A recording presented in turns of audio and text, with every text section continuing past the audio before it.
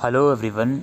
आज की इस वीडियो में हम बीए प्रोग्राम सेमेस्टर 4 का जो हिस्ट्री डिसिप्लिन सब्जेक्ट है इसका एग्ज़ामिनेशन पैटर्न समझने की कोशिश करेंगे।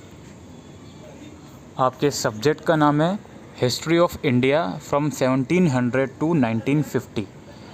अब इस पर्टिकुलर सब्जेक्ट में दोस्तों टोटल 8 यूनिट्स आपके पास हैं। टोटल 8 यूनिट्स हैं। अगर हम यूनिट वाइज बात करें तो यूनिट 1 जो है 18th सेंचुरी में India in the 18th century, 18वीं शताब्दी में भारत का जो बैकग्राउंड रहा है और डिबेट्स रही हैं अलग अलग, उसके बारे में जानकारी दी जाएगी। दूसरी जो यूनिट है इसमें है expansion and consolidation of British power. British power जब आई उसका एक्सपेंशन हुआ किसके रेफरेंस में? Bengal, Mysore, Maratha and Punjab. All right.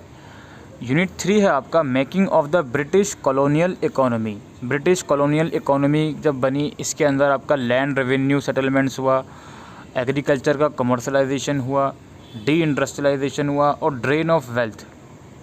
Unit 3 है। यूनिट 4 है आपका रिवोल्ट ऑफ 1857। 1857 का जो रिवोल्ट था, इसके कॉजेस, इसके नेचर और कंसिक्वेंसेस क्या रहे। यूनिट 5 में आपका है social and religious reform movement in colonial India. Colonial India के अंदर सोशल और रिलीजियस रिफॉर्म मूवमेंट्स के बारे में आप पढ़ोगे, जिसमें ओवरव्यू दिया जाएगा रिफॉर्मिस्ट का और रिसिविलाइजेशन का 19th सेंचुरी में। इसके अलावा कास्ट मूवमेंट है, इसमें आपका फूले है, श्री है, नारायण है, गुरु अम्बेडकर हैं। पीजेंट एंड ट्राइबल मूवमेंट है, इसका एक ओवरव्यू आपको दिया जाएगा। यूनिट 6 के अंदर आपका नेशनल मूवमेंट जो है इंडिया की 1858 से 1947 तक, इसकी ग्रोथ के बारे में बताया जाएगा। लाइक अर्ली नेशनलिज्म और foundation of Indian National Congress, critics of colonialism, moderates, extremist and militant nationalism. C है Mahatma Gandhi and mass nationalism. इसमें कुछ मूवमेंट हैं, non cooperation, civil disobedience and Quit India movement और relationship between the masses and the leaders. Unit 7 आपका है development of communalism and partition of India. Overview दिया जाएगा कि कम्युनलिज्म किस तरह से इंडिया में ग्रो हुआ और उसकी वजह से फ्रीडम और पार्टीशन कैसे हुआ, क्यों हुआ। यूनिट 8 है इंडिपेंडेंट इंडिया, आज़ाद भारत। कॉन्स्टिट्यूशन कैसे बना, making of the constitution, evolution of the constitution and it's main provisions, basic features of constitution. All right. तो ये सब कुछ टॉपिक्स हैं जो कि आपको इस पर्टिकुलर सब्जेक्ट में पढ़ने हैं। अब इसका हम एग्ज़ामिनेशन पैटर्न डिस्कस कर लेते हैं। तो पेपर आपका दोस्तों 75 मार्क्स का ही आएगा। All right. पूरा पेपर या तो इंग्लिश में करो या हिंदी में करो। टोटल 10 क्वेश्चंस हैं, जिसमें से किन्हीं 5 के आंसर्स आपको देने हैं। क्वेश्चन नंबर 1 हम डिस्कस करते हैं। इसमें पूछा जा रहा है discuss the different interpretation of 18th century India by the historians.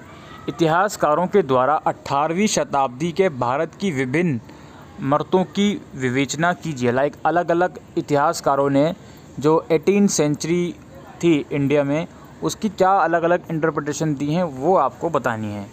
Question number 2 है what were the causes and impact of battle of Plassey. Plassey की जो लड़ाई थी उसके कारण और प्रभाव क्या थे वो आपको बताना है। क्वेश्चन 3 है आपको मेन फीचर्स और इम्पैक्ट बताने हैं permanent settle of Bengal. Bengal के स्थायी बंदोबस्त की प्रमुख विशेषताओं तथा प्रभावों की विवेचना कीजिए। 4th क्वेश्चन है, इसमें आपको कॉजेस पूछ रहे हैं रिवोल्ट ऑफ 1857 के और उसके रिजल्ट्स क्या रहे। 1857 के विद्रोह के क्या कारण थे, इसके परिणामों की विवेचना कीजिए। इसके बाद क्वेश्चन नंबर 5 है describe various social religious reform movements in the 19th century India. 19वीं शताब्दी के भारत में विभिन्न सामाजिक धार्मिक सुधार आंदोलनों का वर्णन कीजिए। ठीक है, जो सोशल रिलीजियस रिफॉर्म हुए थे, उनकी जो मूवमेंट हुई थी 19th सेंचुरी में, वो आपको डिस्क्राइब करनी है। 6th क्वेश्चन है आपको कॉजेज़ बताने हैं rise of nationalism in India. Bharat में राष्ट्रीयता के उत्थान के कारणों की विवेचना कीजिए। 7th क्वेश्चन है आपको evaluate the contribution of Lal Bal Pal in the Indian national movement. भारतीय राष्ट्रीय आंदोलन में लाल बाल पाल के योगदानों का मूल्यांकन कीजिए। लाइक लाल बहादुर शास्त्री, बाल गंगाधर तिलक, तो इनका इन सबका क्या कंट्रीब्यूशन है इंडियन नेशनल मूवमेंट में।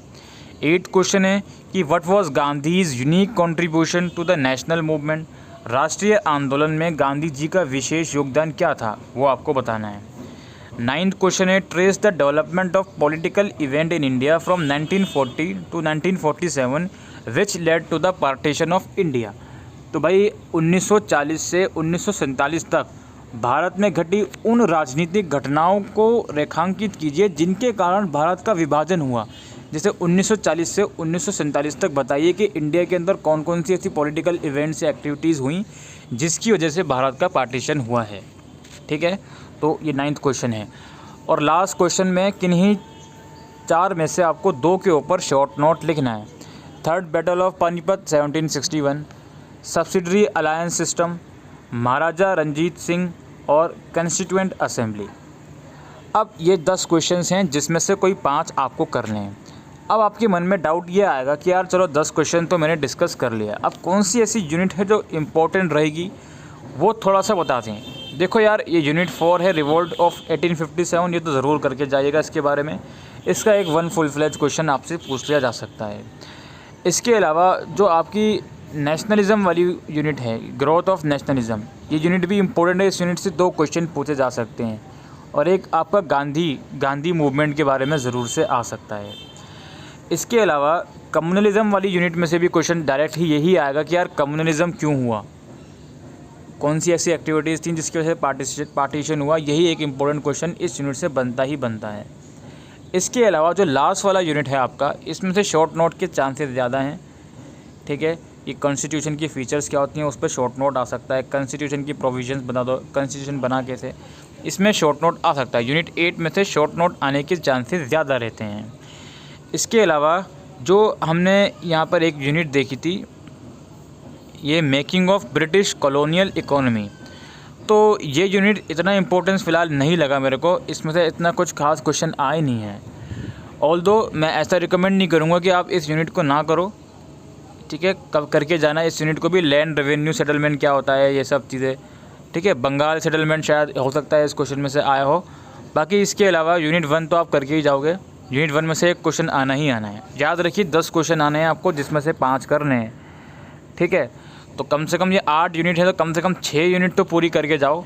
5 या 6 यूनिट्स तो पूरी ही करके जाओगे आप लोग, जिसमें से यूनिट 1 और आपका भला करे यूनिट 4, मैं बता रहा हूँ कौन कौन सी यूनिट इंपॉर्टेंट है। यूनिट 6, 1, 4,